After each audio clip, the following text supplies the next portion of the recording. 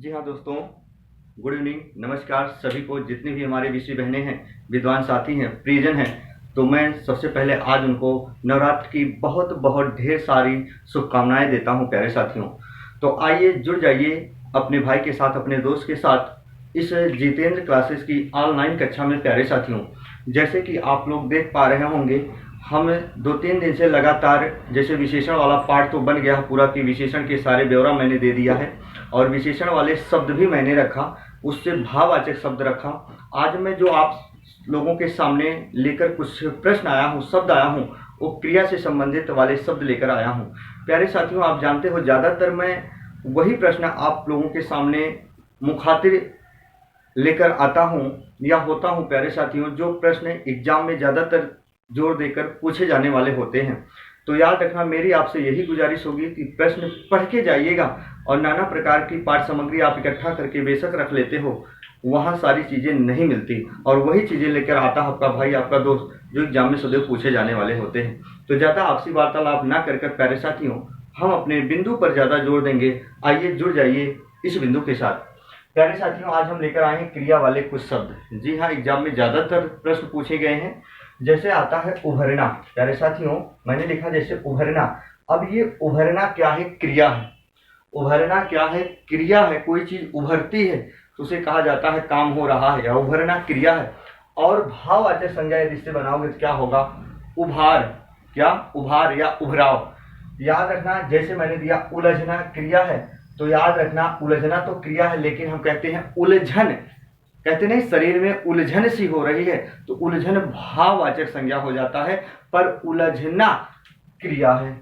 जैसे मैंने कहा चुनना, दो विकल्पों में से किसी एक को चुनते हो तो चुनना क्रिया है, चुनाव भाववाचक संज्ञा होता है।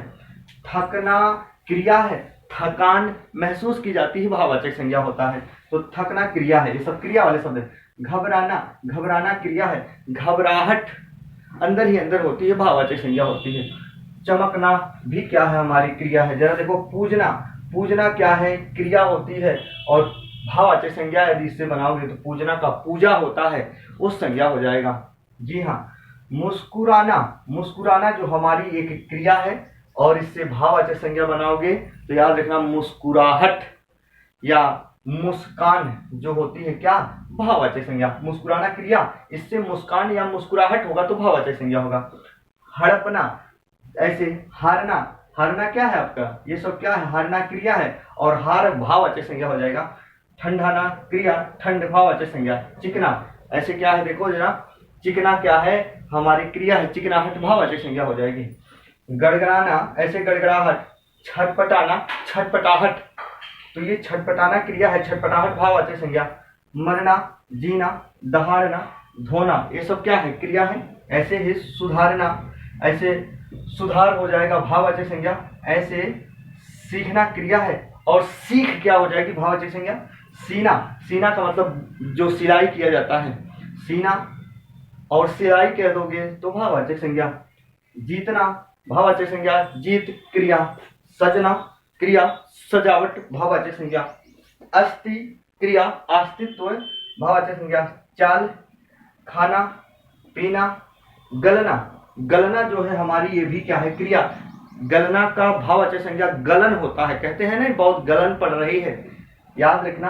बचना, बचाव कह दोगे तो भाववाचक संज्ञा। ऐसे खोजना का खोज, धीरज का धैर्य कर दोगे तो भाववाचक संज्ञा। बिकना, ये क्रिया है, बिक्री कह दोगे, कहते नहीं है बिक्री आज खूब हुई, तो बिकना क्रिया होती है, सामान बेचते हो। बिक्री क्या हो जाएगी? भाववाचक संज्ञा। उतरना, कमाना, कमाई भाववाचक संज्ञा। तो कमाना क्या है हमारा? क्रिया, कमाई भाववाचक संज्ञा।